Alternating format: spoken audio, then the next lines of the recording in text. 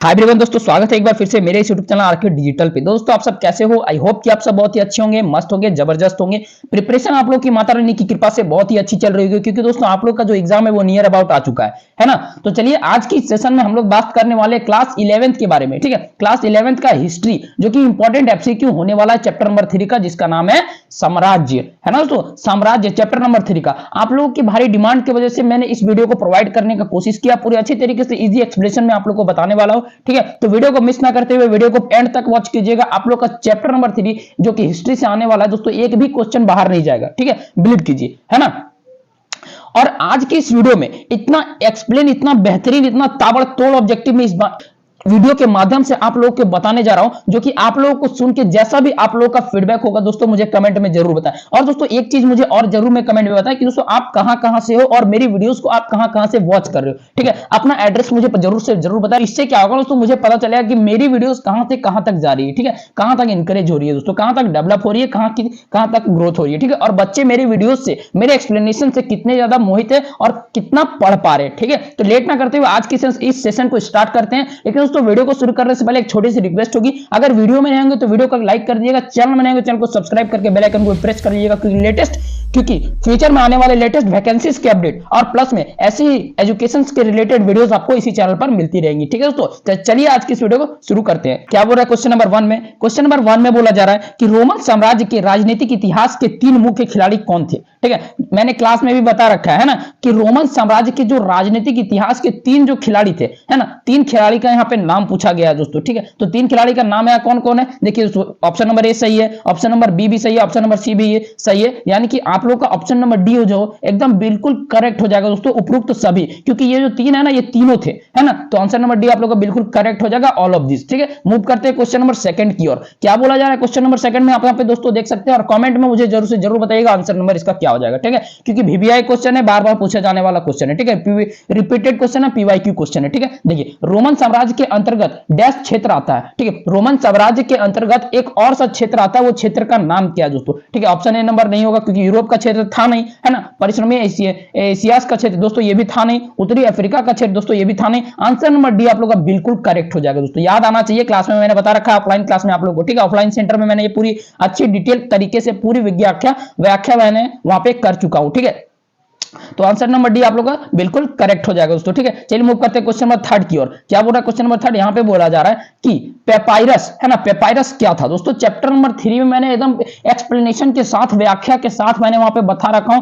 Class 11th को। ठीक है, क्लास 11th को दोस्तों माइंड कीजिएगा, ये क्लास 11th का क्लास है दोस्तों। ठीक है, क्लास 11th का क्लास है। ठीक है, अब देखिए क्वेश्चन नंबर 3 में क्या बोल रहा है कि पेपाइरस क्या है दोस्तों। ठीक है, पेपाइरस क्या था? तो यहां पे बोला क्या वो पत्थर था, है ना? क्या वो पत्थर था? नहीं था दोस्तों, एक पौधा था। जी हाँ, आप लोग का आंसर नंबर 2 एकदम बिल्कुल करेक्ट हो जाएगा दोस्तों। ठीक है, बिल्कुल करेक्ट हो जाएगा, ऑप्शन नंबर बी। क्या बोल रहा है क्वेश्चन नंबर 4 में? आप लोग को यहाँ पे क्वेश्चन 4 में बोला जा रहा है कि रोम और डैश, है ना, रोम और डैश के लोग आपस में प्रतिनिधि थे, है ना, क्वेश्चन मार्क दे दिया है। और फिर यह बोल रहा है कि यह आपस में लड़ते रहते थे, है ना, यही आप लोग से पूछ रहा है। रोम और एक और जो भी होगा, एक और दोनों आपस में कौन लड़ा करता था? ठीक है, तो ऑप्शन नंबर ए जो है मिर्स, जी नहीं दोस्तों, इराक, जी नहीं दोस्तों। देखिए अभी क्या आज के डेट में क्या है, इंडिया और पाकिस्तान का क्या बोलते हैं, ये होता है वॉर होता है, युद्ध होता है। ठीक है, तो उसी टाइम पे, उस टाइम के जो जमाना था वहां पे रोम, और वही पूछा है कि जैसे कि इंडिया। ठीक है, तो इसके जगह पे इंडिया ले लीजिए, है ना। और एक और जो देश था वो कौन सा डेट था, यहाँ आप लोग को क्वेश्चन मार्क दे दिया है ना। तो एक था रोम और एक ऐसा कौन सा देश था जिससे लड़ा करता था। ठीक है, आपस में लड़ते रहते थे।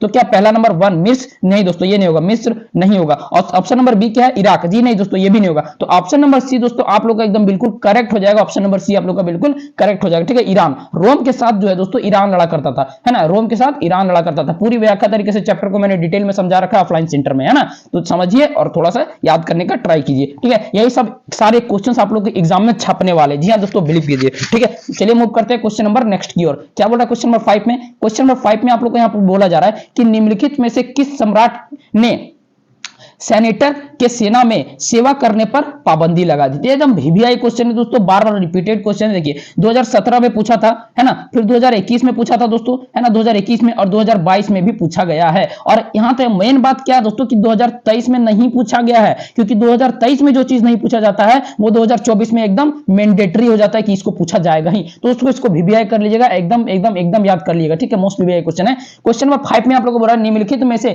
किस सम्राट ने सेनेटर के सेना में सेवा करने से पाबंदी लगा दी थी। एकदम वीवीआई क्वेश्चन है, तो आंसर नंबर सी आप लोग का बिल्कुल करेक्ट हो जाएगा। ठीक है, गैलिनस गैलिनस गैलिनस गैलिनस, दोस्तों याद कर लीजिएगा, ऑप्शन नंबर सी आप लोग का बिल्कुल करेक्ट हो जाएगा। ठीक है, मूव करते हैं क्वेश्चन नंबर 6 की ओर। क्या बोला है क्वेश्चन नंबर 6 यहाँ पे बोला जा रहा है, एम्फोरा शब्द का संबंध किससे है। दोस्तों एम्फोरा जो शब्द है ना, ठीक है, एम्फोरा जो शब्द है उसका संबंध, उसका रिलेशन किससे है ना, तो ऑप्शन नंबर बी आप लोग का बिल्कुल करेक्ट हो जाएगा दोस्तों, बिल्कुल करेक्ट हो जाएगा। ऑप्शन नंबर बी बोला जा रहा है मटके या कंटेनर, है ना, मटका उसको बोल सकते हैं या तो कंटेनर बोलते हैं, उसी का रिलेशन है कौन है, एम्फोरा। या तो आप बोल सकते हो कि एम्फोरा शब्द का यानी एम्फोरा जो वर्ड है उसका रिलेशन किससे, तो आंसर नंबर बी आप लोग का बिल्कुल करेक्ट हो जाएगा। ऑप्शन नंबर बी आप लोग को सही हो जाएगा। ठीक है, मटके या कंटेनर। ठीक है, मूव करते हैं क्वेश्चन नंबर 7 की ओर। एकदम मोस्ट पीवाईक्यू क्वेश्चन है दोस्तों, वीडियो को एंड तक वॉच कीजिएगा, एक भी क्वेश्चन नहीं छूटने वाला है। ठीक है, और आसपास के जितने भी बच्चे हैं सभी को शेयर कर दे ताकि उनका एग्जामिनेशन खराब ना जाए। ठीक है, देखिए क्वेश्चन नंबर 7 में क्या बोल रहा है।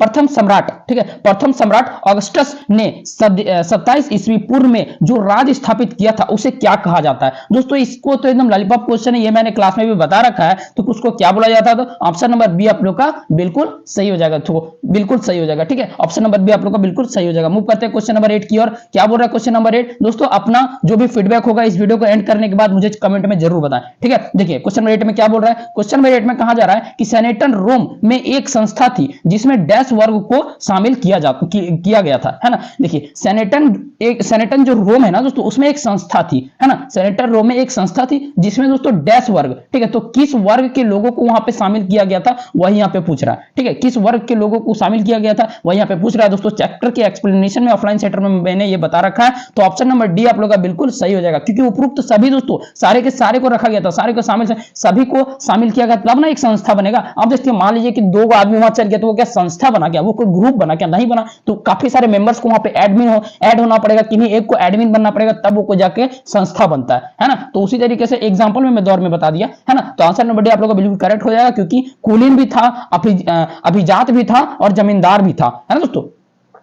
कुलीन भी था, अभिजात भी था और जमींदार भी था। तो ऑप्शन नंबर डी आप लोग का बिल्कुल करेक्ट हो जाएगा, जिसका नाम है उपरोक्त सभी, यानी कि इंग्लिश में बोलूं तो ऑल ऑफ दिस। ठीक है, मूव करते हैं क्वेश्चन नंबर 9 की ओर। क्या बोल रहा है क्वेश्चन 9 में, क्वेश्चन 9 में यहाँ पे एकदम वीवीआई क्वेश्चन है दोस्तों, जितना मोस्ट वीवीआई करते हैं उतना वीवीआई कर लीजिए दोस्तों। ठीक है, ये बार बार रिपीटेड क्वेश्चन है, बार बार पूछे जाने वाले क्वेश्चन है, और मुझे उम्मीद है कि 2024 में भी ये क्वेश्चन आप लोग का प्रिंट रहेगा एग्जामिनेशन में। ठीक है, देखिए क्या बोल रहा है क्वेश्चन नंबर 9 में, बोला जा रहा है रोमन साम्राज्य का चांदी का सिक्का, है ना, रोमन साम्राज्य का चांदी का जो सिक्का था जिसको हम लोग कहते हैं दिनारियस, ठीक है, जिसको हम लोग कहते हैं दिनारियस, का वजन कितना ग्राम था, है ना। तो रोमन साम्राज्य का चांदी का जो सिक्का था ना, उसका वेट कितना था, ऐसा उसका वजन कितना था, कितना ग्राम उसका वजन था, है ना। तो आंसर नंबर डी आप लोग का बिल्कुल करेक्ट हो जाएगा। जीके जीएस क्वेश्चन है दोस्तों, आंसर नंबर डी आप लोग का बिल्कुल करेक्ट हो जाएगा। कितना था, 4.5 ग्राम था। ठीक है, 4.5 ग्राम था। इस क्वेश्चन को जरूर से जरूर याद करके जाइएगा। ठीक है, एकदम सेम क्वेश्चन प्रिंट रहेगा एग्जामिनेशन में। चलिए मूव करते हैं क्वेश्चन नंबर 10 की ओर। क्या बोल रहा है क्वेश्चन नंबर 10 में, बोल रहा है रोमन साम्राज्य के राजनीतिक इतिहास में एक प्रमुख खिलाड़ी कौन था। दोस्तों यहाँ पे देख सकते हैं, बोला जा रहा है कि रोमन एक राज्य था, ठीक है, रोमन साम्राज्य के राजनीतिक इतिहास में एक प्रमुख खिलाड़ी कौन था। तो ऑप्शन नंबर बी आप लोग को बिल्कुल करेक्ट हो जाएगा, अभिजात वर्ग के लोग थे, ठीक है, अभिजात वर्ग के लोग थे, है ना, वही लोग एक प्रमुख राजनीतिक इतिहास में एक प्रमुख खिलाड़ी रहे थे। ठीक है, ऑप्शन नंबर बी आप लोग को बिल्कुल करेक्ट हो जाएगा, अभिजात वर्ग। मूव करते हैं क्वेश्चन नंबर 11 की ओर। क्या बोल रहा है क्वेश्चन नंबर 11, ईरान में ससानी वंश, ईरान में ससानी वंश, आक्रमक वंश, जिसको हम लोग कहते हैं आक्रमक वंश, है ना, आक्रमक वंश कब उभरकर सामने आया। दोस्तों एकदम लॉलीपॉप क्वेश्चन है, एकदम जीके जीएस क्वेश्चन है, इसको जरूर से जरूर याद करके जाइए। बोला ना मैंने, सारा का सारा पीवाईक्यू क्वेश्चन है, सारा का सारा रिपीटेड क्वेश्चन है। ठीक है, 2015 से लेकर के 2009 से लेकर के 2023 के जितने भी रिपीटेड क्वेश्चन है सारे के सारे उठा करके मैंने आप लोग के स्क्रीन के सामने ले आया हूं। ठीक है, ताकि आप लोग का एक भी क्वेश्चन छूटे ना, और आप ज्यादा से ज्यादा इस वीडियो को शेयर कीजिए, मुझे सपोर्ट कीजिए, मैं भी आप लोग को सपोर्ट करता रहूंगा। ठीक है, बोला जा रहा है कि ईरान में ससानी वंश, यानी कि जिसको हम लोग आक्रमक वंश कहते हैं, कब उभरकर सामने आया था। ठीक है, वो हम लोग सामने कब उभरकर सामने आया था। दोस्तों कब आया था, ऑप्शन नंबर सी बिल्कुल सही है, 225 ईस्वी में। ठीक है, 225 ईस्वी में। मैंने इसको आप लोग को ऑफलाइन वाले सेंटर में पेंसिल से, ठीक है, पेंसिल से, और आप लोगों ने पेंसिल से ना करके मार्कर से इसे अपने बुक में टिक किया था। ठीक है, थोड़ा सा दिमाग पे जोर डालिए, फ्लैशबैक में जाइए, याद आ जाएगा। ठीक है, चलिए उम्मीद करता हूं क्वेश्चन नंबर 11 आप लोग को समझ में आ गया होगा। ऑप्शन नंबर बी इसका बिल्कुल सही हो जाएगा, 225 ईस्वी। ठीक है, मूव करते हैं क्वेश्चन नंबर 12 की ओर। क्या बोल रहा है क्वेश्चन नंबर 12 में, बोला जा रहा है कि रोमन साम्राज्य की आधुनिक विशेषता क्या थी, है ना। यहाँ पे आप लोग को डैश दे दिया और यही चीज आप लोग को पूछ रहा है कि रोमन साम्राज्य के आधुनिक विशेषता जो था वो क्या था। ठीक है, तो ऑप्शन नंबर ए जो हो जाएगा दोस्तों एकदम बिल्कुल करेक्ट हो जाएगा। ठीक है, एकल परिवार। ठीक है, एकल परिवार। ठीक है दोस्तों, एकल परिवार आप लोग का बिल्कुल करेक्ट हो जाएगा। Option number A. मूव करते हैं क्वेश्चन नंबर 13 की ओर। क्या बोल रहा है क्वेश्चन नंबर 13 है ना, रोम में मोस्टली टकटकियों स्थल पर लगभग डैश से अधिक मटकों के अवशेष मिले हैं। देखिए दोस्तों क्या बोल रहा है कि रोम में मोटी टकटकियों स्थल पर लगभग डैश यानी कि कितना आप लोग को पूछा जा रहा है कि कितना मटकों का अवशेष वहां पे मिला है। ठीक है, यही पूछा जा रहा है कि कितना मटका का अवशेष आप लोग को वहां पे मिला है। ठीक है, इस बुक में यही पूछा जा रहा है, इस क्वेश्चन पे यही पूछा जा रहा है। तो आंसर नंबर डी क्या होगा दोस्तों, 2 करोड़ होगा? जी नहीं। 3 करोड़ होगा? जी नहीं। 4 करोड़ होगा? जी नहीं। ऑप्शन नंबर जो 5 है 5 करोड़ एकदम करेक्ट हो जाएगा। ठीक है, ऑप्शन नंबर जो 5 है यानी कि आंसर नंबर जो हो जाएगा डी आप लोग का बिल्कुल करेक्ट हो जाएगा। ठीक है, मैं बड़े अल्फाबेट से यहां से मार्क कर दिया, आप यहां पे देख सकते हैं, यहां भी मैं मार्क कर देता हूं। ठीक है, आंसर नंबर डी हो जाएगा 13 का एकदम बिल्कुल करेक्ट हो जाएगा। 5 करोड़ 5 करोड़ 5 करोड़ 5 करोड़ है ना, याद रखिएगा। चलिए मूव करते हैं क्वेश्चन नंबर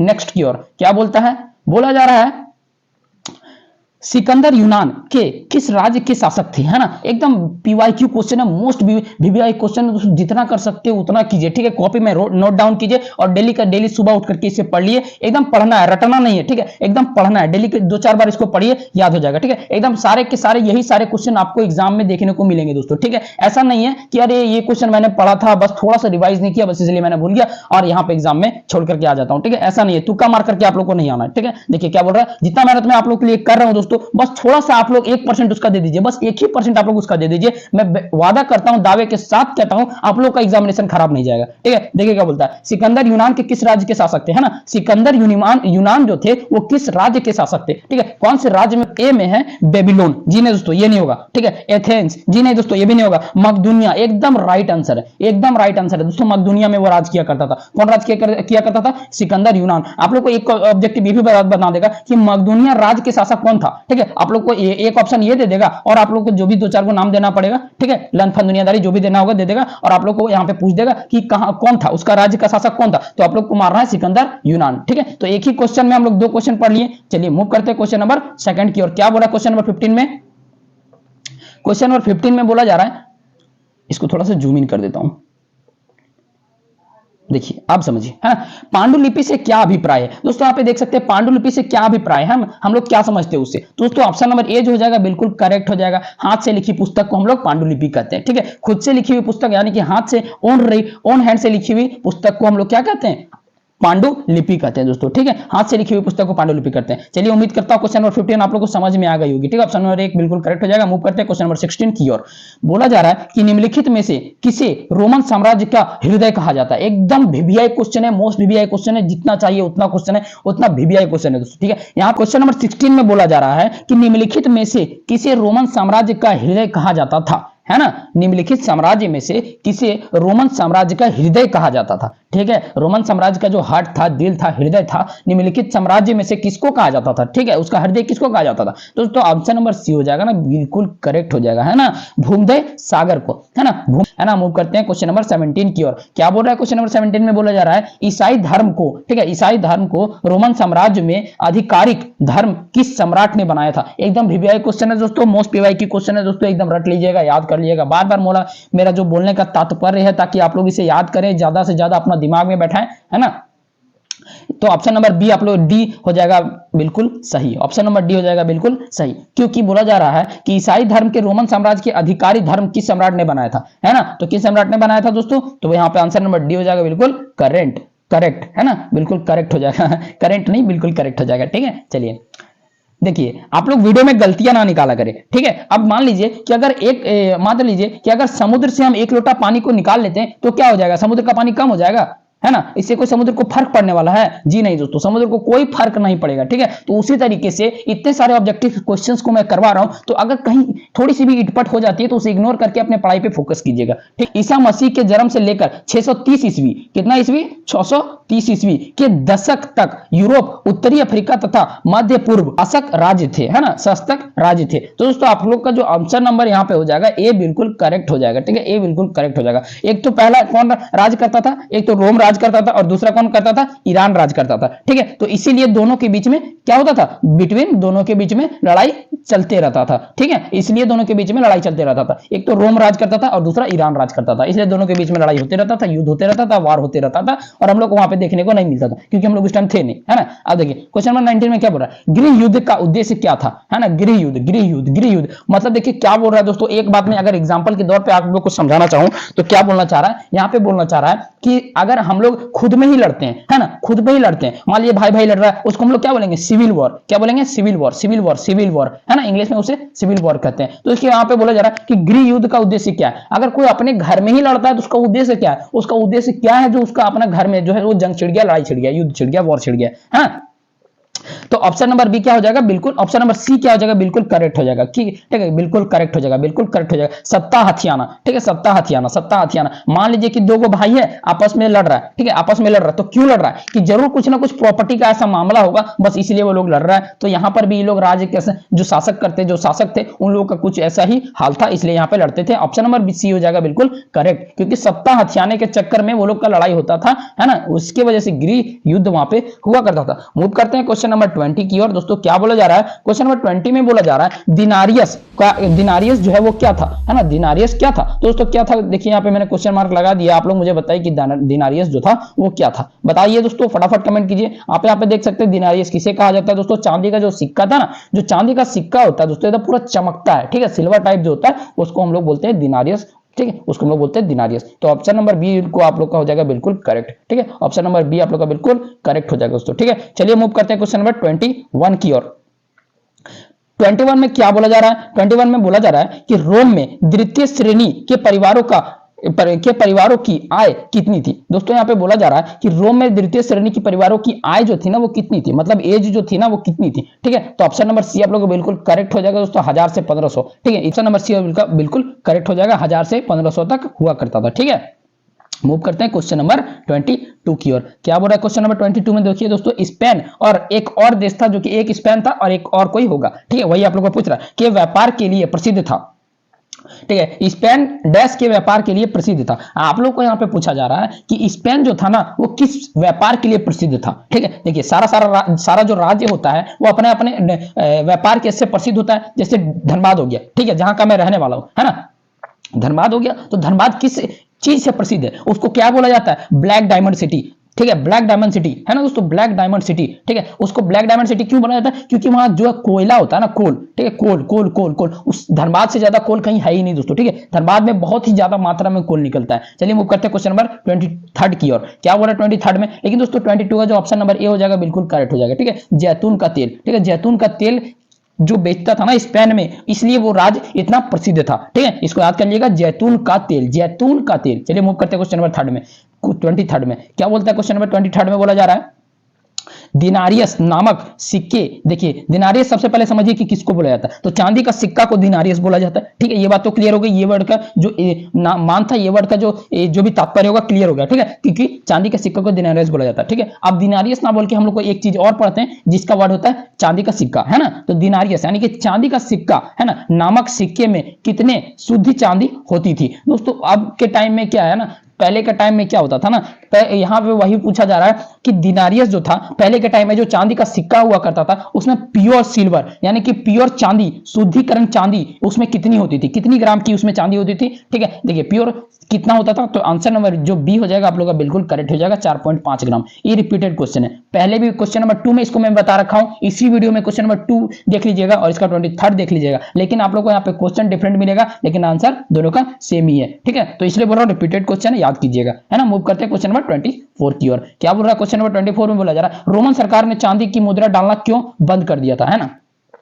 रोमन सरकार जो थे ना, रोमन सरकार ने चांदी में मुद्रा डालना क्यों बंद कर दिया था। दोस्तों चांदी में मुद्रा को डालना क्यों बंद कर दिया गया था, दोस्तों क्यों बंद कर दिया गया था। ऑप्शन नंबर डी आप लोगों को बिल्कुल करेक्ट हो जाएगा, सरकार के पास मुद्रा कम थी, है ना, सरकार के पास मुद्रा कम थी। क्योंकि आप देख लीजिए कि अगर चांदी में मुद्रा डालना बहुत ही ज्यादा जरूरी है ना, अब मुद्रा उसके पास है ही नहीं तो वो क्या करेगा, मुद्रा कहां से डालेगा, नहीं डाल सकता है, इसलिए उसके पास मुद्रा का कमी था, इसलिए वो नहीं डालता था। ठीक है, ऑप्शन नंबर बी डी आप लोगों को बिल्कुल करेक्ट हो जाएगा। मूव करते हैं क्वेश्चन नंबर 25 की ओर। दोस्तों कुछ ही आधी दूरी आप लोगों ने तय कर लिया, आधे से ज्यादा दूरी तय कर लिए, बस कुछ ही क्वेश्चन बचे हैं उसको भी कर लिए, बस हो जाएगा। ठीक है, रोम का जो सम्राट था, अगस्टन का शासन काल किस बात के लिए जाना जाता था? दोस्तों आप यहाँ पे देख सकते हैं रोम का सम्राट अगस्टन का शासन काल किस बात के लिए जाना जाता था? दोस्तों बहुत ही इंपॉर्टेंट क्वेश्चन है, बहुत ही इंपॉर्टेंट क्वेश्चन है। ठीक है, ऑप्शन नंबर ए आप लोग का बिल्कुल करेक्ट हो जाएगा दोस्तों, ऑप्शन नंबर ए आप लोग का बिल्कुल करेक्ट हो जाएगा। ठीक है, ऑप्शन नंबर ए बिल्कुल करेक्ट हो जाएगा। क्या बोला? राज्य में शांति, ठीक है, राज्य में शांति है ना, अतिरिक्त आंतरिक संघर्ष तथा सैनिक विजय के कारण, है ना। राज्य में पहला बात शांति हुआ करता था, है ना। दूसरा बात क्या होता था? आंतरिक संघर्ष, है ना। आंतरिक संघर्ष मतलब बहुत ही ज्यादा मेहनत, ठीक है, बहुत ही ज्यादा रिजिड बॉडी के साथ मेहनत, है ना, सैनिक विजय के कारण। ठीक है दोस्तों, उम्मीद करता हूं क्वेश्चन नंबर 25 आप लोगों को समझ में आएगा। 25 का ए ऑप्शन हो जाएगा, याद कर लीजिएगा। मूव करते हैं क्वेश्चन नंबर 26 की ओर। क्या बोला क्वेश्चन नंबर 26 में? बोला जा रहा है ईसाई धर्म रोमन साम्राज्य का राजनीतिक धर्म कब बना, है ना। ईसाई धर्म का जो रोमन साम्राज्य है वो उसका जो राजकीय जो धर्म है वो कब बना? ठीक है, तो ऑप्शन नंबर डी आप लोग का बिल्कुल करेक्ट हो जाएगा। चौथी शताब्दी ईस्वी में बना था। ठीक है, चौथी शताब्दी ईस्वी में बना था। मूव करते हैं क्वेश्चन नंबर 27 की ओर। क्या बोला क्वेश्चन नंबर 27 में बोला जा रहा है एक बड़ी चट्टान का टुकड़ा जिसका प्रयोग मानव इकाइयों के लिए किया गया है ना, उसे क्या कहते हैं? एक बड़ी चट्टान का टुकड़ा, है ना, एक बड़ा सा पत्थर का टुकड़ा, एक बड़ा सा चट्टान यानी कि बड़ा सा पत्थर के टुकड़ा, है ना, पत्थर नहीं बोल सकते, चट्टान ही बोलिए, है ना। एक बड़ी चट्टान का एक जो टुकड़ा है उसका प्रयोग किया गया है, किसके लिए? मानव के लिए किया गया है दोस्तों, मानव के लिए। ठीक है, मानव इकाइयों के लिए किया गया है, तो उसे क्या कहते हैं? तो आंसर नंबर जो बी हो जाएगा दोस्तों, आप लोग का आंसर नंबर बी बिल्कुल करेक्ट हो जाएगा दोस्तों। ठीक है, ऑप्शन नंबर बी आप लोग का बिल्कुल करेक्ट हो जाएगा, इसको याद कर लीजिएगा। संस्कृति एकासम कहते हैं, है ना, संस्कृति एकासम कहते हैं। उस चट्टान का जो टुकड़ा को तोड़ा गया था मनुष्य के लिए, मानव के लिए, इकाइयों के लिए, उसको क्या कहते हैं? तो संस्कृति एकासम कहते हैं। ठीक है, उम्मीद करता हूं क्वेश्चन नंबर 27 का आंसर नंबर बी आप लोग को समझ में आ गया होगा। मूव करते हैं 28 की ओर। क्या बोल रहा है 28 में? रोम में शहरी जीवन की प्रमुख विशेषताएं कौन कौन सी है ना। रोम में शहरी जीवन का जो प्रमुख विशेषताएं हैं, ठीक है, प्रमुख स्पेशल क्वालिटीज है, वो क्या क्या है और क्या क्या नहीं है दोस्तों। क्या क्या है यहाँ पे पूछा जा रहा है, ठीक है, तो ओनली यही जवाब दे देंगे। क्या है? तो ओनली उपरोक्त सभी हो जाएगा, क्योंकि देखिए सार्वजनिक स्नान गृह दोस्तों ये भी था, है ना, रखा सार्वजनिक स्नान गृह दोस्तों ये भी था। ठीक है, सारे जनजातियों को वहां पे आकर के नहाना, स्नान करना एकदम आवेदन था। ठीक है, आवश्यक था, आवश्यक नहीं बोल सकते दोस्तों, मतलब कि ये बात है, यहाँ पे ये बोला जा रहा है कि मतलब सार्वजनिक का मतलब क्या है दोस्तों? वो चीज सभी का है। ठीक है, मान लीजिए कि आप माता रानी का एक, काली माता का एक मंदिर बनता है, ठीक है, माता रानी का एक मंदिर बनता है जो कि पूरे समाज के लिए, पूरे गांव के लिए, तो वो हो गया सार्वजनिक, है ना, वो हो गया सार्वजनिक। और किसी एक के लिए होता है उसको हम लोग प्राइवेट बोलते हैं, और जो सभी के लिए होता है उसको हम लोग बोलते हैं सार्वजनिक। ठीक है, कोई भी एक चीज को जो पूरे सभी लोग उसको इस्तेमाल कर सकते हैं उसको हम लोग बोलते हैं सार्वजनिक, यानी कि सभी लोगों के लिए। ठीक है, तो वहां पे कोई घर बोलते हैं स्नान गृह। ठीक है, स्नान गृह नहाने का कोई एक जगह होगा, उसको सार्वजनिक मतलब सभी को वहां पे आकर के नहा सकते हैं। ठीक है, ऑप्शन नंबर बी देखिए क्या बोला? आकार में सभी बेहतर सुविधाएं, जितना भी बेहतर से बेहतर बेसिक नीड्स था, है ना, आकार था, आकार में बेहतर सुविधाएं, जितना भी सुविधा वहां चाहिए था सारा का सारा कुछ था, है ना।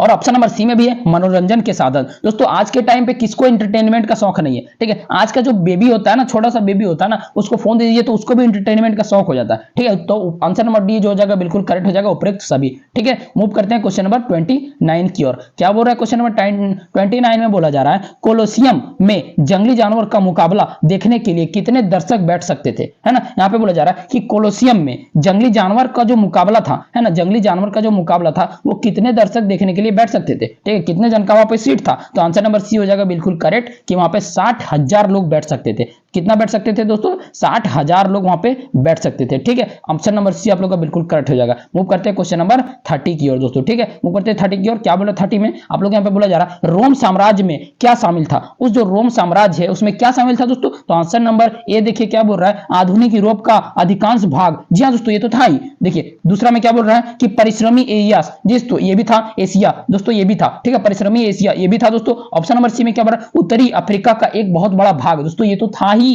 है ना, यानी कि ये तीनों था। तो ऑप्शन नंबर डी जो हो जाएगा बिल्कुल करेक्ट हो जाएगा, क्योंकि उपरोक्त सभी यहाँ पे जितने हैं सभी के सभी राइट है। ठीक है, रॉन्ग नहीं। ठीक है, उपरोक्त सभी, आंसर नंबर डी आप लोग को बिल्कुल करेक्ट हो जाएगा। चलिए मूव करते हैं क्वेश्चन नंबर 31 की ओर। क्या बोल रहा है क्वेश्चन नंबर 31 में? देखिए और समझते हैं। रोम साम्राज्य की दक्षिण सीमा पर क्या स्थित था, है ना। देखिए क्या बोल रहा है कि रोम जो साम्राज्य था ना, रोम का जो साम्राज्य है उसका जो दक्षिण सीमा है ना उस पर क्या स्थित था दोस्तों? आप यहाँ क्या स्थित था थोड़ा सा बता दीजिए। तो सहारा रेगिस्तान, है ना दोस्तों, सहारा रेगिस्तान स्थित था रोम साम्राज्य के दक्षिण सीमा पर, है ना। तो उम्मीद करता हूं क्वेश्चन नंबर 31 भी आप लोग को समझ में आ गया होगा, याद कर लीजिएगा। मूव करते हैं क्वेश्चन नंबर 32 की ओर दोस्तों। क्या बोलता है? क्वेश्चन नंबर 32 में यहाँ पे बोला जा रहा है बलात् भर्ती वाली सेना किस राज्य की थी। यहाँ पे बोला जा रहा है कि बलात् भर्ती वाली जो सेना थी ना दोस्तों, वो किस राज्य का था, है ना, किस राज्य का था। आप लोगों को मैंने बता रखा हूं कि दोस्तों फारस था, फारस फारस फारस कहीं है दोस्तों, चीन है, मारी है, राज्य की है रोम के फारस। देखिए ऑप्शन नंबर डी में आप लोगों का फारस दिया हुआ है ना, ऑप्शन नंबर डी जो हो जाएगा दोस्तों बिल्कुल करेक्ट हो जाएगा। ठीक है, मूव करते हैं क्वेश्चन नंबर 33 की ओर। क्या बोल रहा है क्वेश्चन नंबर 33 में, क्वेश्चन नंबर 33 में बोला जा रहा है कि रोमन शहरी जीवन में, है ना, स्पेक्टुला नामक मनोरंजन 100 वर्ष में कम से कम कितने दिन होता था, है ना, 100 वर्ष में कितने दिन होता था, कम से कम, ज्यादा से ज्यादा नहीं, अधिक से अधिक नहीं, कम से कम, है ना, मिनिमम मिनिमम मिनिमम, मैक्सिमम नहीं, मिनिमम मिनिमम, है। तो रोमन शहर में, रोमन शहरी जीवन में, है ना, स्पेक्टुला नामक मनोरंजन, स्पेक्टुला नामक का कोई वहां पे मनोरंजन हुआ करता था। कहां पे, रोमन शहरी में स्पेक्टुला नामक का कोई मनोरंजन हुआ करता था, एंटरटेनमेंट हुआ करता था, जो कि 100 वर्ष में एक बार हुआ करता था। और वो ही पूछ रहा है कि कम से कम कितने दिन होता था, है ना, 100 वर्ष में होता था, लेकिन पूछ रहा है कि कम से कम कितने वर्ष में होता था। ठीक है, कम से कम कितने दिन होता था, ये पूछ रहा है कि 100 वर्ष में होता था तो जरूर था, लेकिन कितने दिन में होता था। ठीक है, तो देखिए ऑप्शन में क्या बोल रहा है, 140 दिन में होता था, 140 दिन तक होता था, जी नहीं दोस्तों 156 होता था, जी नहीं दोस्तों 176 होता था, 176 176 176 176। ठीक है, ये बात मैंने क्लास में भी बता रखा है। ठीक है, क्वेश्चन नंबर का 33 का ऑप्शन नंबर सी आप लोग का बिल्कुल करेक्ट हो जाएगा। चलिए मूव करते हैं क्वेश्चन नंबर 34 की ओर। क्या बोल रहा है 34 में दोस्तों, आप यहाँ पे देख सकते हैं, इसको थोड़ा जूम आउट कर देता हूं, देखिए क्वेश्चन नंबर 34 में बोला जा रहा है रोम साम्राज्य की प्राथमिक भाषा कौन सी थी, रोम साम्राज्य की प्राथमिक भाषा कौन सी थी दोस्तों, ऑप्शन नंबर डी हो जाएगा बिल्कुल करेक्ट। क्योंकि दोस्तों ऑप्शन नंबर ये जो है ना, लातिनी भी था और यूनानी भी था, है ना, मात्र ये तुर्की नहीं था, ये तुर्की नहीं था दोस्तों। ठीक है, चैप्टर में मैंने इसको पढ़ा रखा हूं, है ना, मात्र तुर्की नहीं था तो लातिनी भी था, यूनानी भी था। ये दो ऑप्शन जो हो जाएगा ना बिल्कुल करेक्ट हो जाएगा, यानी कि ऑप्शन नंबर डी आप लोगों का बिल्कुल सही हो जाएगा। 1 और 2, है ना, ऑप्शन नंबर 1 और 2 दोनों सही है दोस्तों। ठीक है, चलिए मूव करते हैं क्वेश्चन नंबर 35 की ओर। क्या बोल रहा है क्वेश्चन नंबर 35, इसको जूम आउट कर देता हूं। ठीक है, देखिए